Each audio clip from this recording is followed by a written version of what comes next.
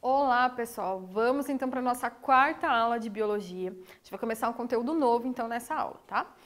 Então, o que a gente vai falar hoje? A gente vai falar um pouco sobre a química da vida. Como é que é composto o corpo dos seres vivos? O que tem? Ah, química é matéria de química. Sim, mas envolve. A gente precisa de química, precisa de física para estudar biologia, assim como outras disciplinas também, tá? Então, de vez em quando, a gente vai entrar um pouquinho na disciplina do outro professor. De uma forma superficial, lógico, porque a gente vai focar em biologia, mas a gente vai falar um pouquinho de química hoje também, ok? Vamos lá, então. Para começar, gente, uma notícia para a gente começar a aula falando sobre ela. Como a vitamina D pode ajudar na prevenção do novo coronavírus? Estudo recente sugere que vitamina D pode ser grande aliada na prevenção dos casos do Covid-19. Então, o que a vitamina D faz? Então, quando a gente fala de vitamina, a gente está falando de compostos que tem no nosso corpo, assim como a água, assim como os sais minerais, como lipídios, como proteínas, carboidratos. Então, tudo isso são compostos químicos que existem no nosso corpo e a gente precisa classificar eles de alguma forma. Então, a gente divide os compostos em orgânicos e inorgânicos. Quais são os compostos orgânicos? Lipídios, carboidratos, proteínas, ácidos nucleicos e vitaminas, ok? O que eles têm em comum? Todos eles têm carbono na sua composição. Então, todo composto orgânico tem carbono? Mas todo composto que tem carbono é orgânico? Não, tá? Mas todos esses que a gente vai falar têm carbono na sua constituição. E também tem os inorgânicos, que são aqui no caso a água e os sais minerais, que vai ser o tema da nossa aula de hoje, ok? Vamos lá. Vamos começar então aqui mostrando a constituição de uma célula. A célula, a maior parte dela é composta de água, segundo a nossa legenda aqui, tá? Depois aqui proteínas e os outros compostos. Então a gente vai começar falando de água, que é o que forma a maior parte das nossas células, ok? E aqui ainda estão os principais átomos que a gente encontra na constituição dos seres vivos, que é o carbono, hidrogênio, oxigênio, nitrogênio, fósforo e enxofre, ok? Que são os chomps que a gente fala. Começando a falar da água, então, o que tem de importante para a gente falar desse composto inorgânico? Vamos lá, então. Primeiro, olha, a constituição dos seres vivos. Aproximadamente 70% do organismo é formado por água. Então, a maior parte da nossa massa corporal é água.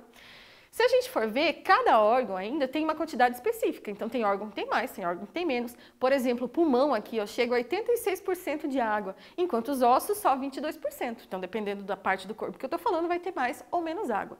E ainda, quanto mais jovem é o organismo, mais água ele tem no corpo. Então, quando a gente vai envelhecendo, a gente vai diminuindo a quantidade de água que a gente tem no corpo, ok? Continuando lá. A água é uma molécula polar, a gente está vendo aqui, ó, ela tem um oxigênio e 2 hidrogênios. E o que significa ela ser polar? Se a gente for ver por essa outra imagem aqui, ó, a gente consegue ver que ela tem cargas, tá? Carga positiva, carga negativa. Então, por isso que ela é polar, ela forma um polo, ó. Fica aqui um polo, aqui o outro polo de cargas que tem ali. Então, aqui fica mais eletronegativo, aqui mais eletropositivo. Então, ela forma esses dois polos com cargas diferentes. E ela fica com esse ângulo, mais ou menos aqui, ó, de 104,5 graus, porque essas cargas elas estão interagindo entre elas e tem um movimento ali de repulsa e aproximação de carga.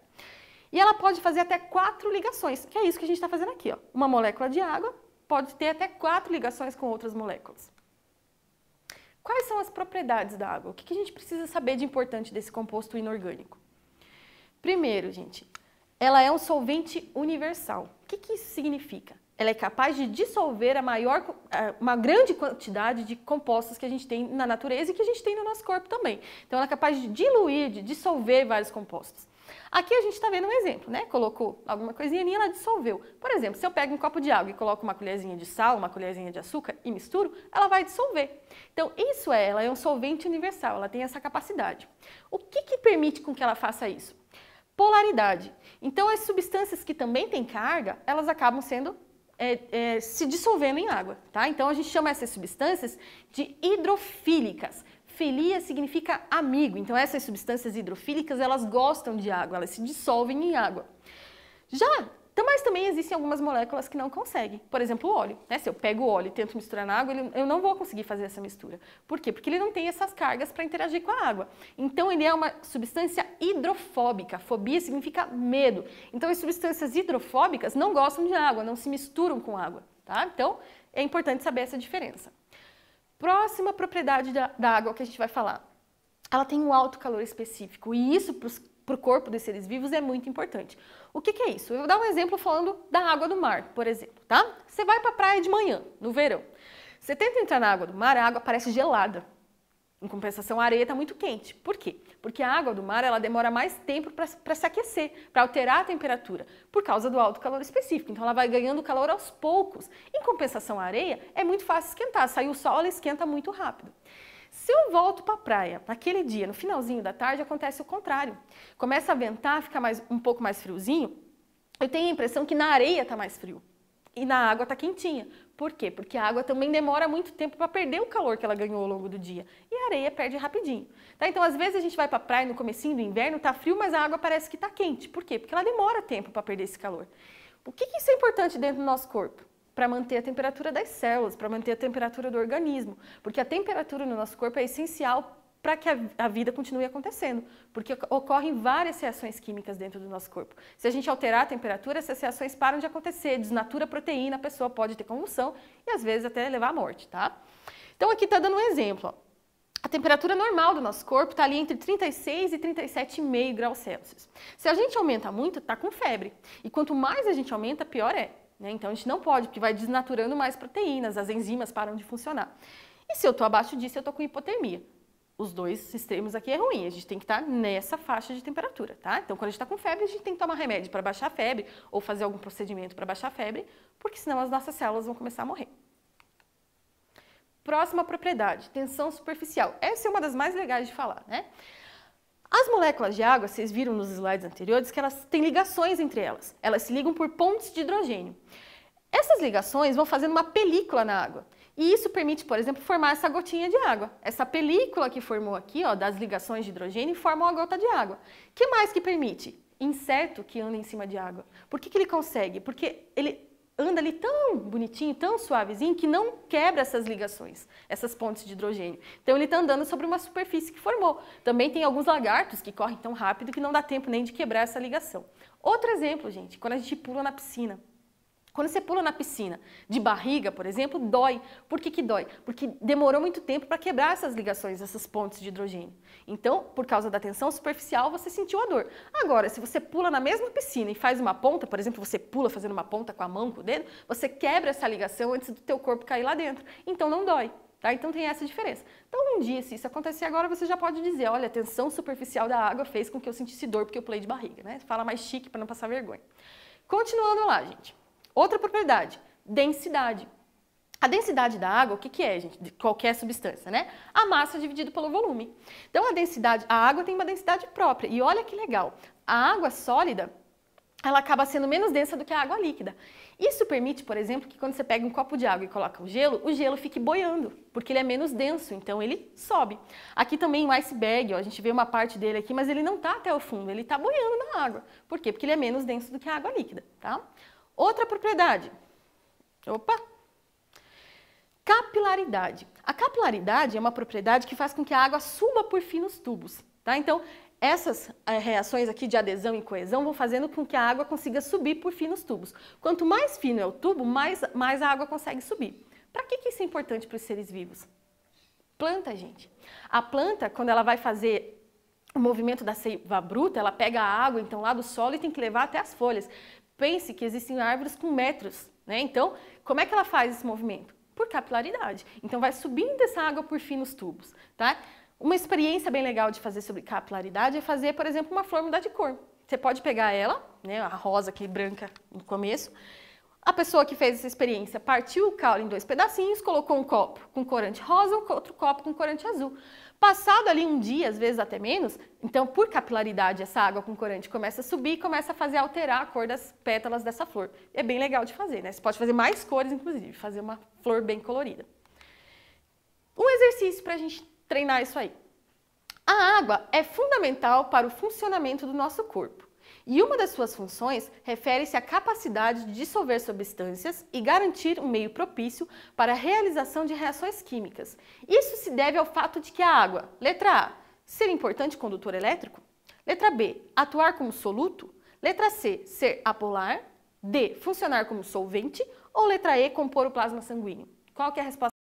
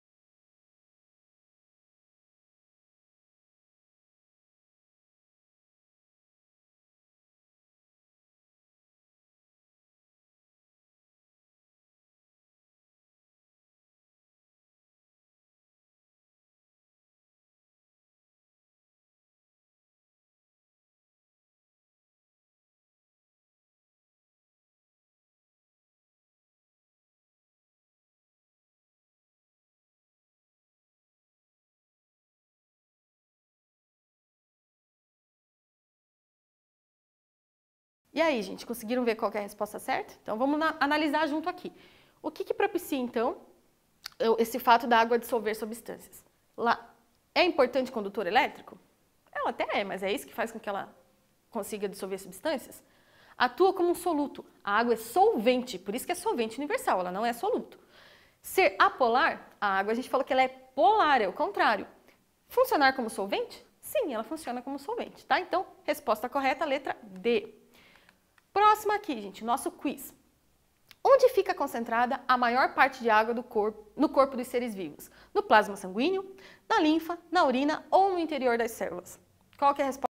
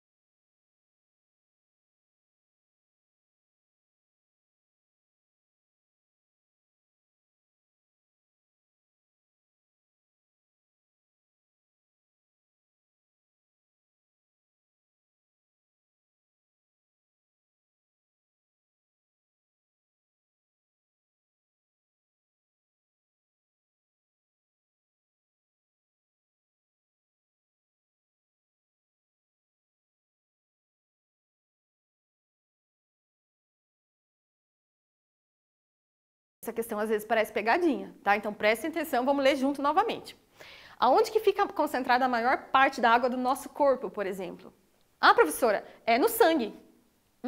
Apesar do sangue ser líquido, não é ali que está a maior parte da água do nosso corpo. Pense, a gente tem cerca de 70% de água no corpo. A gente não tem tanto sangue assim. Onde é que está a água, então? No interior das células, gente. A célula, o citoplasma é líquido, tem muita água lá dentro, tá? Então a maior parte da água do corpo de todos os seres vivos está dentro das suas células, tá? Até porque tem ser vivo que nem tem sangue. 2. Qual das propriedades da água é fundamental para o transporte da seiva bruta nas plantas? A gente já falou sobre isso. Qual que é a resposta?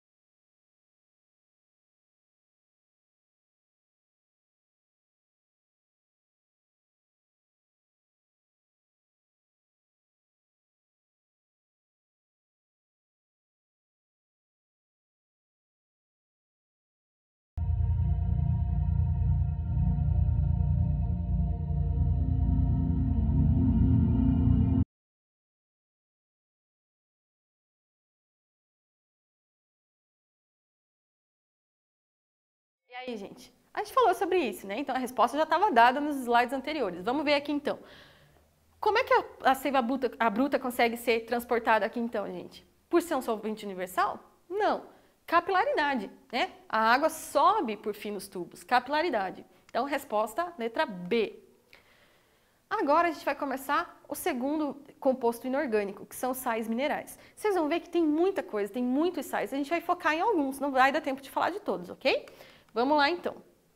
Para começar, ó, aqui estão os principais sais que a gente tem no corpo, existem outros sim, aqui eu coloquei alguns, tá? O cálcio, o fósforo, o sódio, o potássio, o ferro e o iodo são alguns exemplos deles. Eles podem ter papel estrutural ou regulador, então eles podem atuar junto com enzimas, junto com proteínas, podem, né? Então a gente vai falar um pouquinho sobre a função de cada um deles no corpo. Primeiro vamos falar do cálcio. O cálcio é o mais fácil porque vocês lembram, né? Cálcio lembra osso, então ele está presente nos ossos e nos dentes. Ele também é importante para a contração de músculo, tá? Então ele tem essa importância.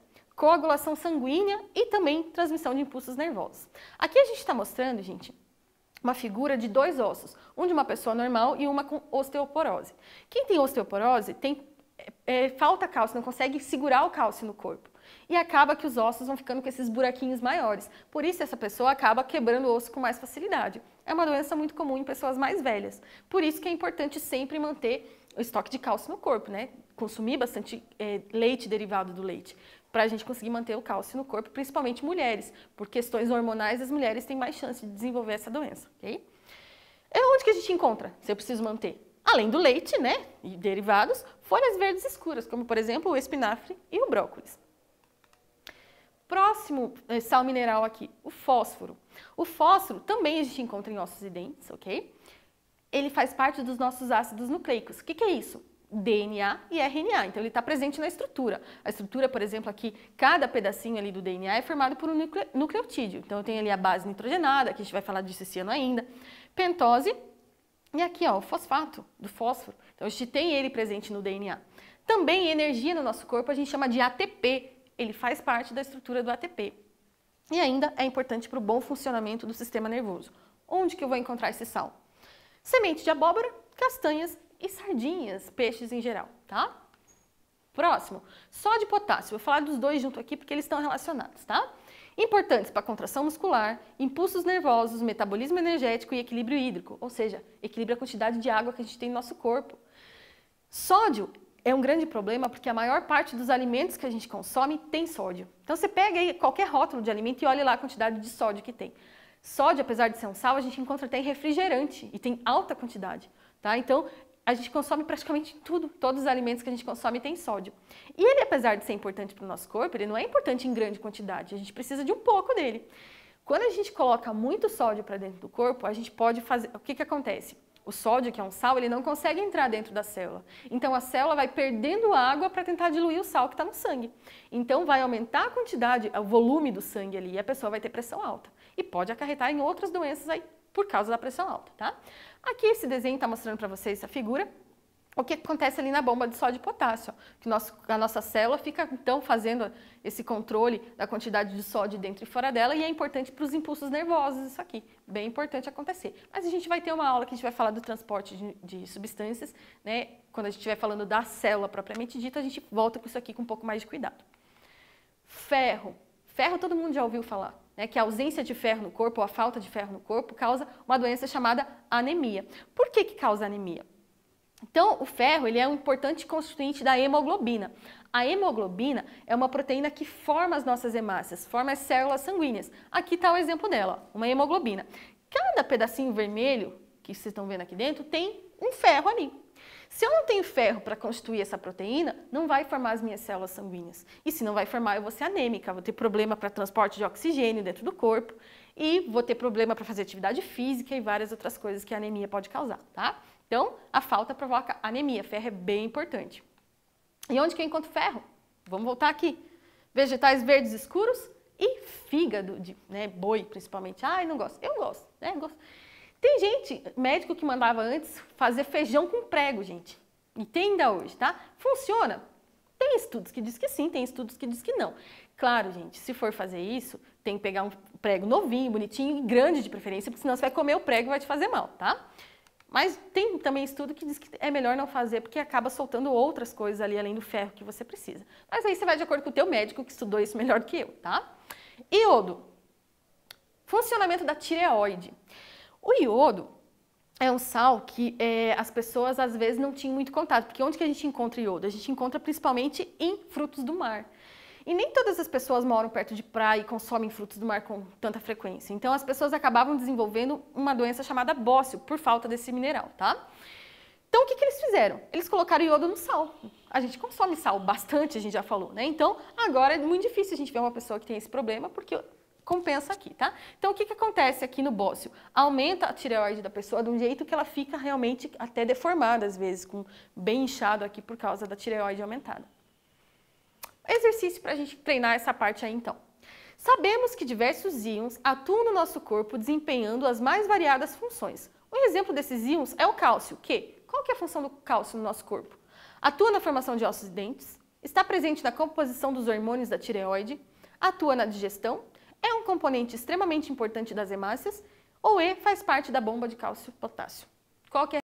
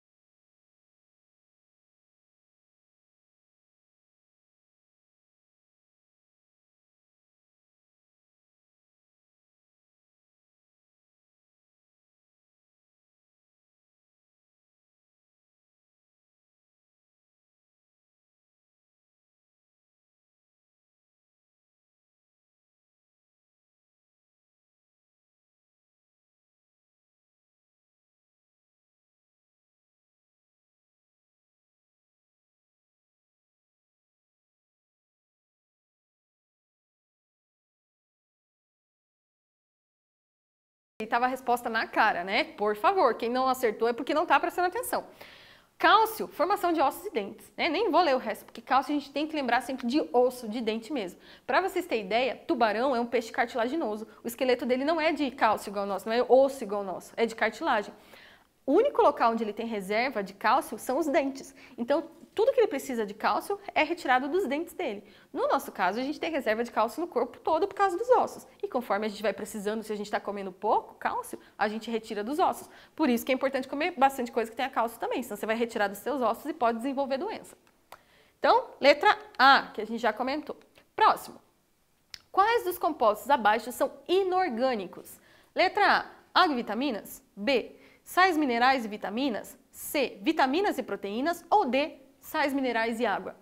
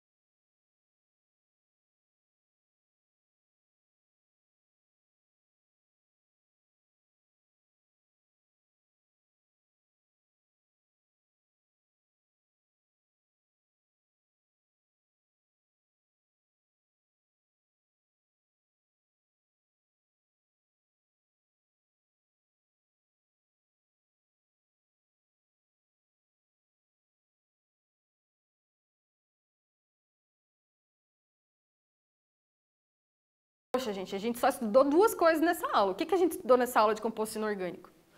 Água e sais minerais. Todos os outros são orgânicos, que a gente vai estudar nas próximas aulas, ok? Então, letra D. Próximo aqui, gente. E acabou, nem tem mais. O que a gente conseguiu ver na aula de hoje, então? Os compostos orgânicos, no caso a água e os sais minerais. Na próxima aula, a gente vai começar a ver os compostos orgânicos, lipídios, carboidratos, vitaminas, né? Vai estudar todos eles. Então, espero que vocês tenham gostado, que tenham aprendido, façam as anotações, façam os exercícios. Eu encontro vocês na próxima aula. Tchau!